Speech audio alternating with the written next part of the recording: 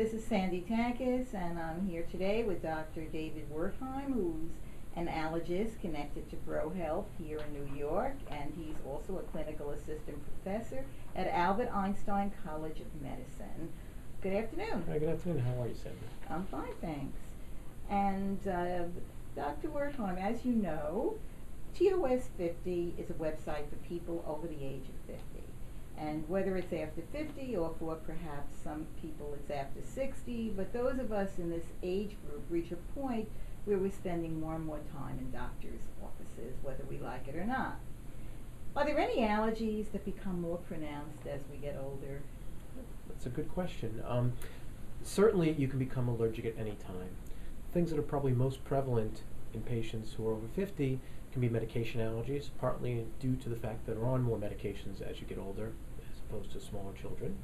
And certainly food allergies can crop up at any time. That's not to say that you can't have allergic runny nose and asthma appear when you're older, but it's not necessarily any more common than it is when you're younger.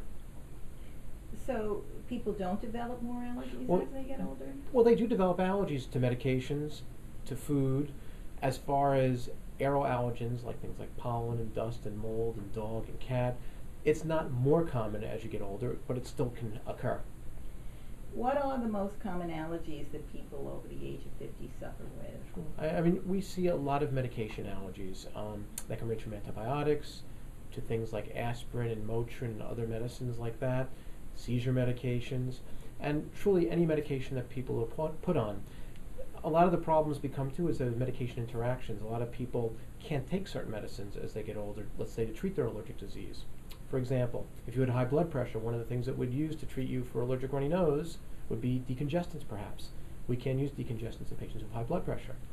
If you have problems with your prostate, a gentleman with problems in his prostate can't take antihistamines as readily. So it's not only that you can have allergies, you certainly can have allergies, they become more difficult to treat sometimes because our medications are more limited.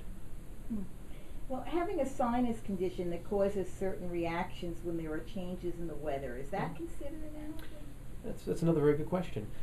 A lot of people, I like to call the phrase barometer head. Sometimes when patients have headaches due to changes in weather, it's more due to barometric pressure changes.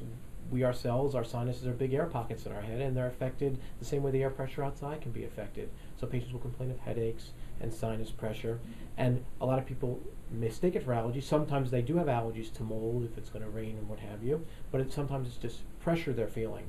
Again, some of the medications we use to treat it are similar to the medicines we use for typical allergies, like nasal sprays and decongestants. And is there anything you can do to alleviate allergic reactions? Certainly, I think good environmental controls are important if you're allergic to things like animals or dust or pollen. As far as medications, I think the thing you have to do is to try and find an alternative medication, or if you consult with an allergist, sometimes you can take medications that you previously had a problem with if they know how to approach the problem and maybe desensitize you to that medication. With foods in 2010, unfortunately, the only thing we can do is avoid them. We hope down the road there may be some ways to desensitize people to food allergies, but that's really in its infancy. We're starting to look at it with small children with peanut, but it hasn't really come to mainstream medicine as of yet. So certainly there are things we can do to help us along, and avoidance still is the best measure first, and then if that doesn't work, deal with medications to help us along. Well, thank you so much for speaking with us today. It was a pleasure. Okay. And again, Dr. Wertheim is connected to Pro Health Care in Lake Success, Long Island. Thank you.